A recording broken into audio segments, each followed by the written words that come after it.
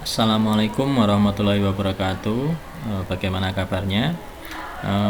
Untuk materi kali ini saya akan menggarisbawahi salah satu materi pada dokumen HTML ya, untuk menghasilkan warna.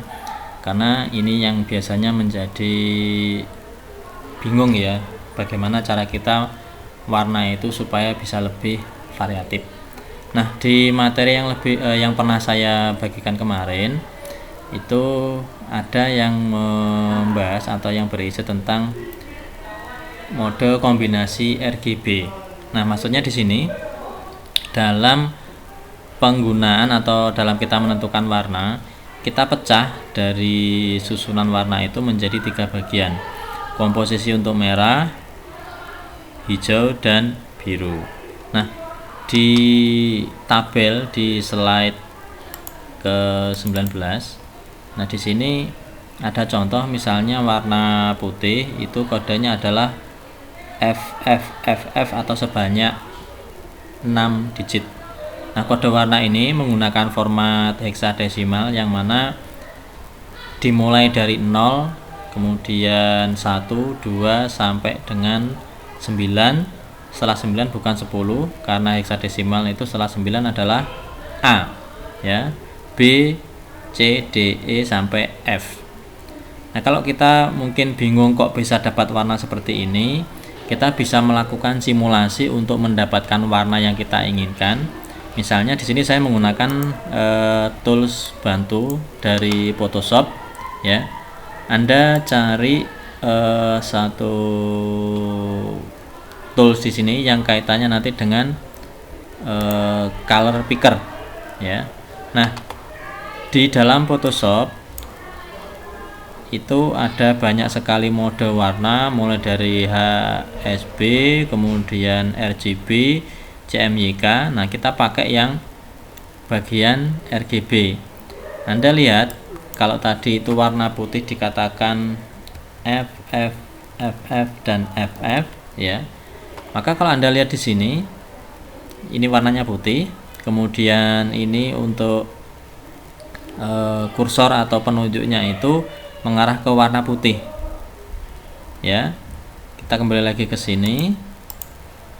Misalnya saya ambil warna merah ya. Kita ingat tadi 2 digit pertama itu milik komposisi merah, kemudian digit 3 dan ke-4 itu warna hijau, digit ke-5 dan ke-6 itu merupakan komposisi warna biru, yang mana ini menunjukkan nanti percampuran ya.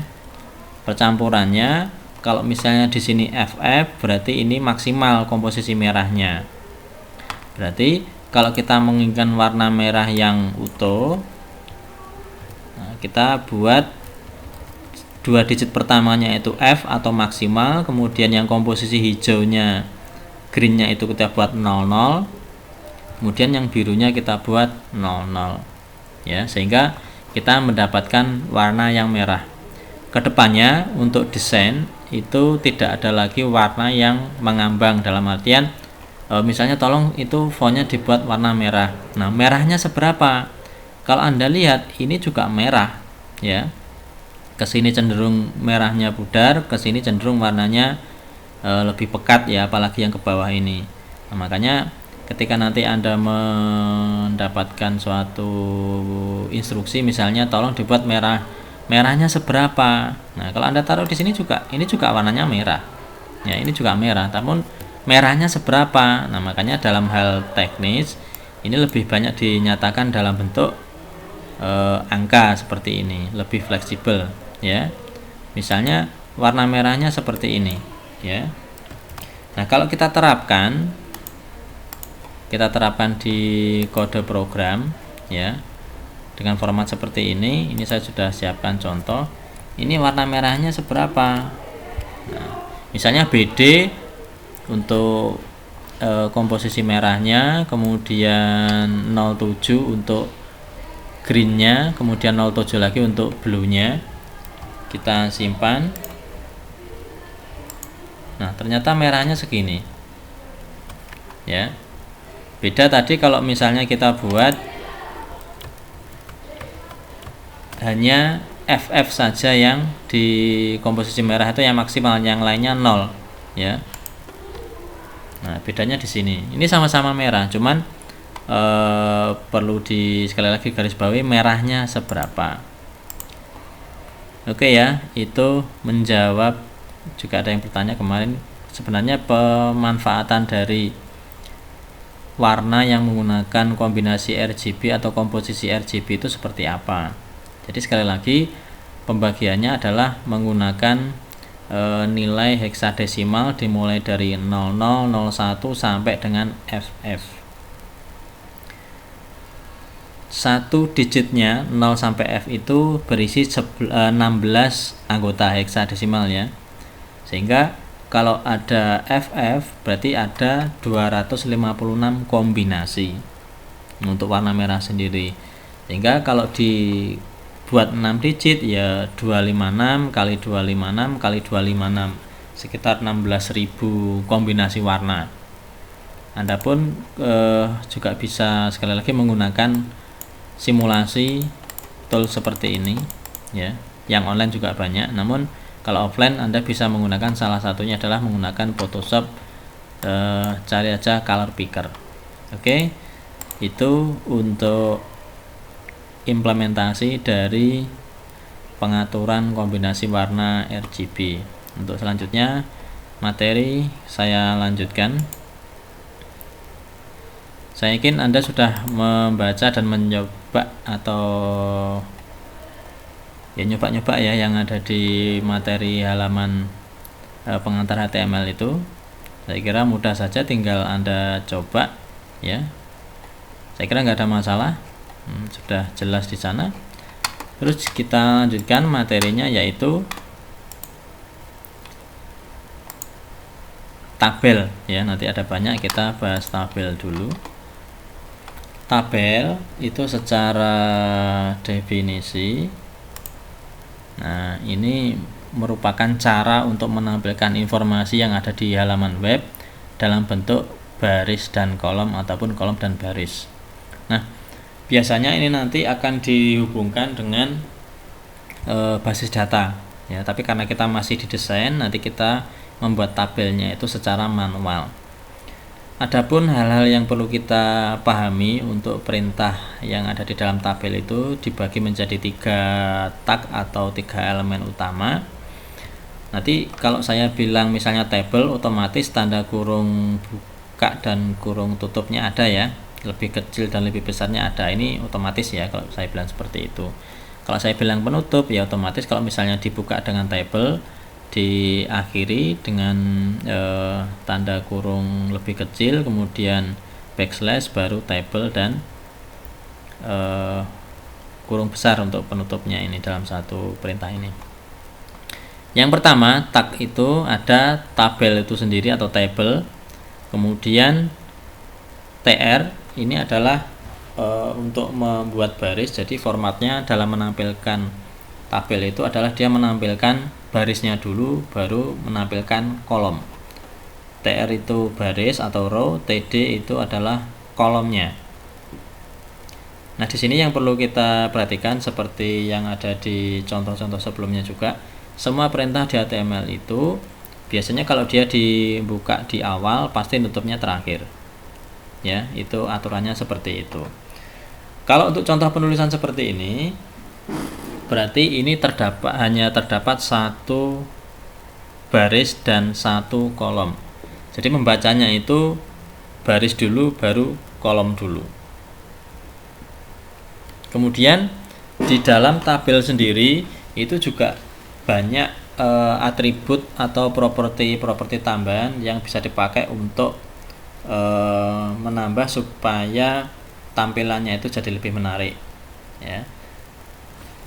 Kalau kita analogikan seperti Anda di Microsoft Excel begitu ya, setiap sel ataupun kolomnya itu ataupun di tabelnya juga kita bisa tambahkan pengaturan, ada align, bagaimana objek itu berada di kiri, tengah, ataupun mungkin dia rata kanan kiri.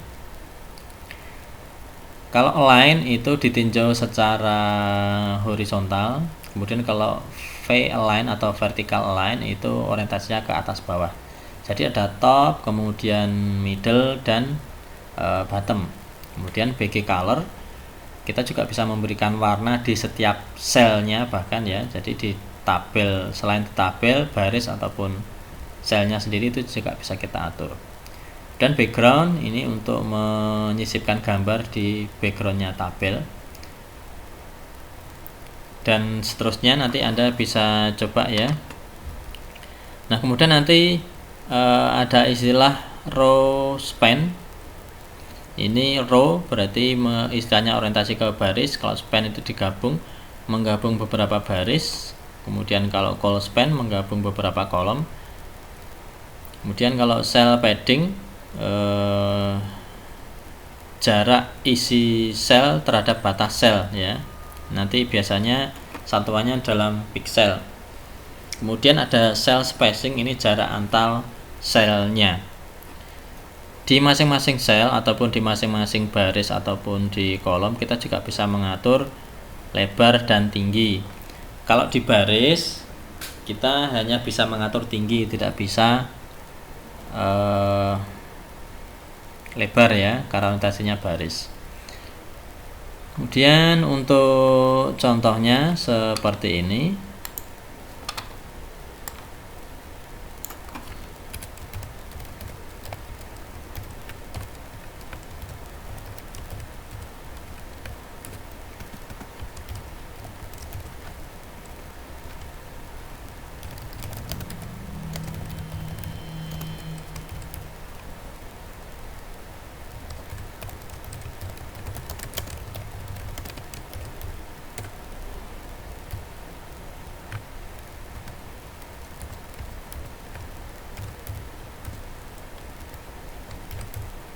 Nah, upayakan kalau Anda membuat satu kode program, kalau misalnya TR ya, ini berada di lingkupnya tabel, nah berarti nanti diupayakan itu paling enggak masuk ke kanan diberi spasi 2 ya, supaya apa? Supaya nanti barisnya itu terlihat lebih rapi.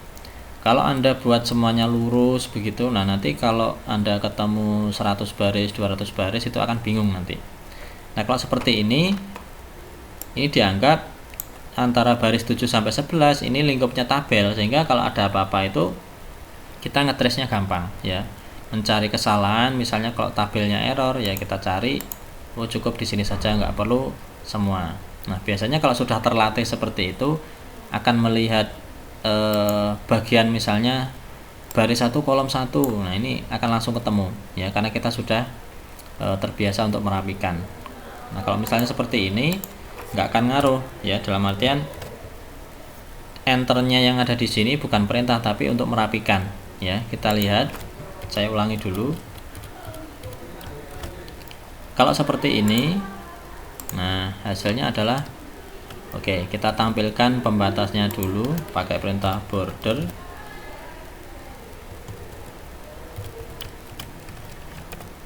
Nah, ini hanya satu baris saja, di dalamnya terdapat 2 kolom. Nah, seperti yang saya sampaikan tadi, kalau ini saya enter, ini tampilannya tetap. Kenapa? Ya karena tidak ada perintah untuk turun, ya tidak ada perintah untuk di baris kedua. Ya, ini di sini kan hanya tampilan di editor saja.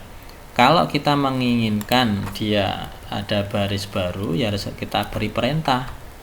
Nah, misalnya seperti ini. Ini baris 2 kolom 1, kemudian ini baris 2 kolom 2. Oke. Nah, di tabel sendiri kita bisa menerapkan tadi seperti yang saya singgung, ada atributnya, misalnya BG color, misalnya warnanya yellow. Nah, ini berlaku untuk baris itu ya. Kalau misalnya di baris pertama sudah kita set warna kuning, kemudian di baris 1 kolom 2 kita menginginkan warna hijau, ya cukup di sini langsung ya.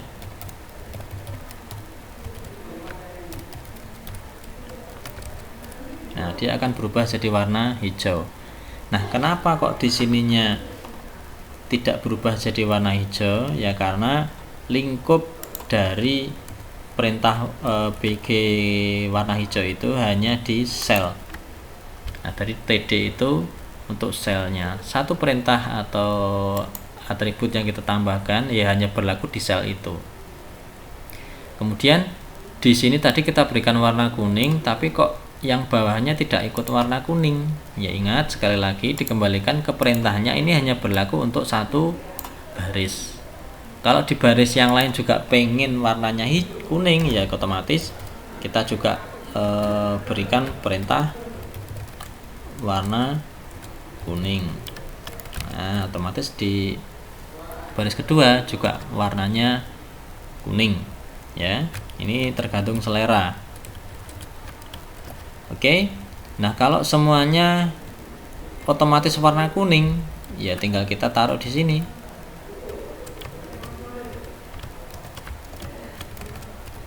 Nah, ya.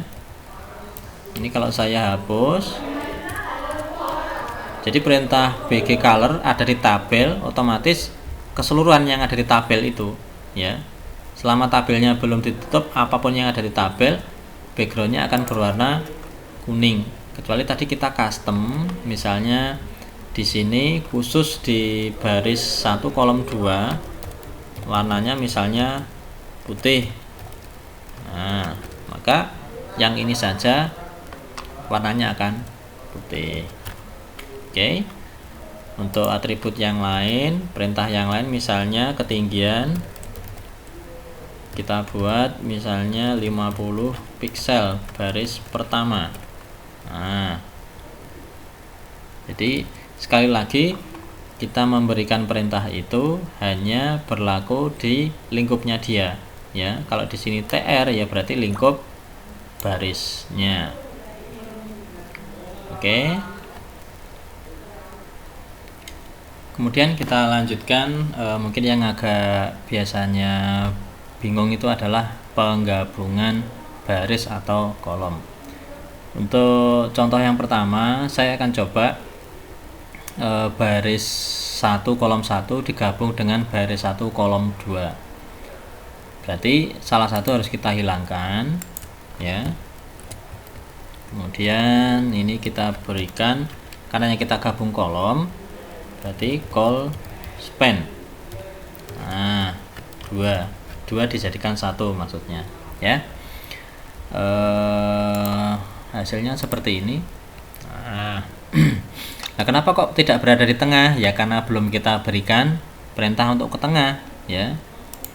Saya ulangi, tadi 2 kolom, ya, baris 1 kolom 1 dan baris 1 kolom 2 saya gabung, ya, menjadi call span nilainya 2. Ya, 2 ini adalah 2 kolom yang digabung.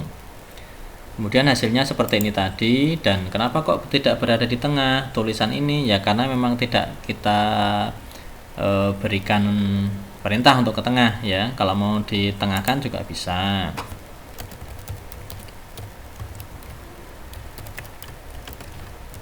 Nah, begini, ya. Jadi segala sesuatu yang kita tampilkan di web itu semuanya by command atau tergantung dari perintahnya. Kalau tidak diperintahkan, dia nggak akan mungkin tampil sakarepe dhewe, begitu ya.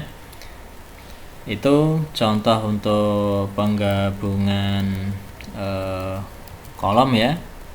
Nah, sekarang kita coba gabungkan baris 1 kolom 1 dan baris 2 kolom 1. Jadi awalnya begini, ini yang akan kita gabung, ya. Nah, ini akan kita gabung. Caranya tetap sama.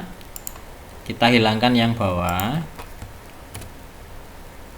Kemudian di sini kita kasih row span 2.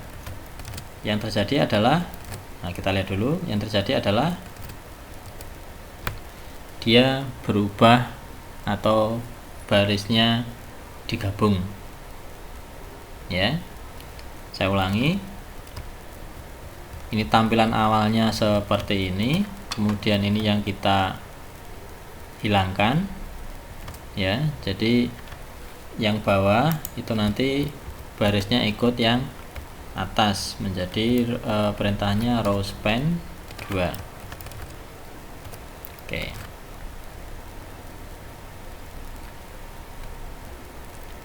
Nah, mungkin ada yang bertanya, Pak, kalau row span-nya berada di bawah itu apa yang terjadi? Nah, mungkin begini yang ditanyakan tadi. Yang atas kita hilangkan, perintah row span-nya ada di bawah.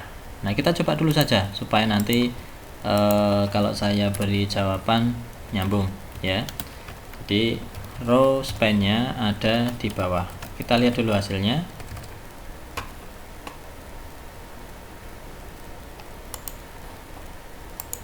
Nah, yang terjadi adalah yang sini kosong ya, barisnya tidak ada penggabungan. Nah, kenapa seperti itu? Kita ingat urut-urutan eksekusi suatu kode program itu mengalir dari atas ke bawah. Nah, kalau ini sudah ditampilkan kemudian ini digabung, ya nggak bisa. Kenapa? Ya karena ini sudah diproses duluan. Otomatis kalau seperti ini dianggap ini hanya satu kolom saja pada baris yang pertama, sehingga ini istilahnya cacat ya, tidak tampil atau kosong ya. Nah, kemudian berarti yang benar adalah seperti yang pertama tadi. Jadi yang bawah barisnya kita gabung dengan yang atas karena perintahnya itu berada di atas ya. Jadi atas diproses dulu baru yang bawah ngikuti. Nah, jadinya seperti ini. Oke. Nah, di dalam, bisa dipahami ya. Kemudian di dalam tabel itu juga bisa berlaku perintah-perintah atau istilahnya perintah yang ada di HTML yang lain. Misalnya kita mengatur fontnya ya, yang ada di baris 1 kolom 1 ini yang kita gabung. Nah, kita juga bisa memberikan perintah yang lain, misalnya color ini blue. Nah, seperti ini ya. Sehingga kalau kita lihat memang rempong ya, rumit. Nah, di sini dituntut bagaimana cara kita menyajikannya supaya lebih baik. Nah, biasanya kalau banyak seperti ini kita buat supaya rapi. Nah, berarti di dalam sel itu juga nanti bisa juga berlaku ini perintah-perintah yang lain ya. Sehingga biasanya untuk pembuka dan penutupnya suatu perintah itu dipisahkan, kemudian di dalamnya itu format-format ataupun objek atau kontennya itu dibuat spasi 2 masuk begitu ya. Nah, mungkin di sini sudah mulai kelihatan nggak nyaman kok mulai banyak ya, padahal jangan ngeluh ya, nanti programmer itu mungkin akan ketemu yang seperti ini ya. Ini juga ngoding sendiri ya, hingga kalau nanti kita sudah bermain dengan frame, dengan suatu framework ya, ini lebih banyak lagi ya, sehingga kita perlu banyak penanda nantinya. Nah, ini tujuannya kenapa kok dibuat agak masuk ya, ini berarti untuk bagian dari kepala dari tabel ini dia terpisah ya, tidak nyampur. Nah, ini disendirikan. Nah, ini contoh HTML yang digabung dengan PHP ya, banyak nanti juga, makanya harus berlatih ngoding, itu berlatih ya. Tidak hanya 10-20 baris, tapi bisa jadi ya seperti ini ya, bahkan bisa sampai ribuan ya. Ini bahkan bisa sampai 500-an ya. Nah, kembali lagi ke yang HTML. Jadi tidak usah muluk-muluk dulu, yang penting Anda latihan ngodingnya itu rapi ya. Saya kira itu untuk contoh dari tabelnya. Kemudian ini sudah kita bahas tadi, nanti tidak semuanya saya jelaskan ya, Anda bisa nyoba supaya Anda bisa belajar nantinya. Terus kemudian nah, sel padding dan cell spacing. Kalau cell padding ini merupakan margin ya, istilahnya itu margin. Nah, kita coba dulu, kita rapikan lagi supaya tidak terlalu banyak contoh program ya. Oke, kita rapikan sebentar.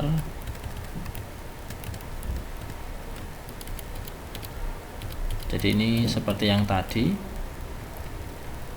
Kemudian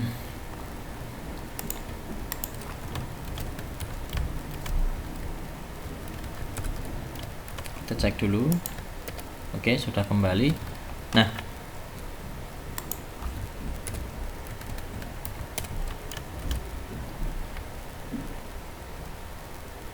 kemudian untuk cell spacing dan cell padding ya.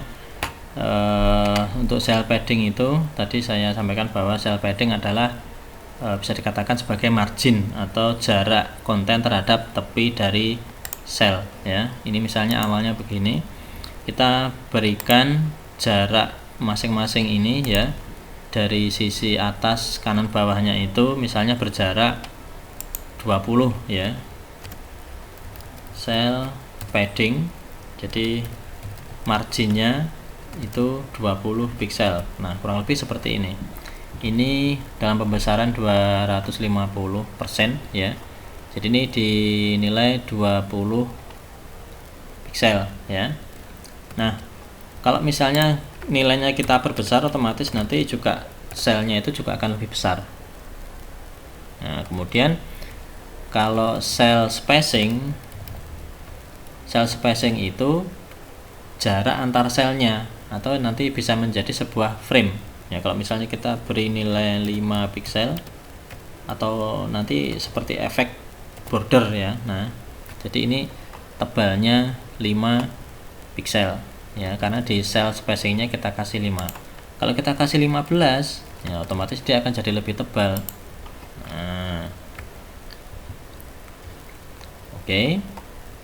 Ini tentang cell padding dan cell spacing.